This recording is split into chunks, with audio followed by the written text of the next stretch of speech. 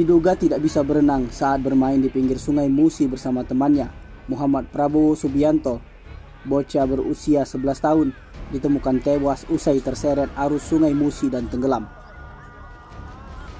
Tewasnya Prabowo tersebut menghebohkan warga Jalan Sultan Agung, Lorong Lebak, Kecamatan Ilir Timur 2, Palembang. Korban ditemukan sudah tewas oleh Satpol Airut Polrestabes Palembang bekerjasama dengan Basarnas Kota Palembang. Kasat Pol Airut Polrestabes Palembang, Kompol Suprawira melalui Kanit Gakum Satpol Airut Ibtu Cepi Aminuddin saat dikonfirmasi lewat sambungan telepon mengatakan kejadian tersebut berawal saat korban mandi bersama 4 rekannya di pinggiran sungai Musi, tepatnya di perairan 1 Ilir, Kecamatan Ilir Timur 2, Palembang. Saat korban sedang asik berenang, tiba-tiba terseret arus sungai Musi.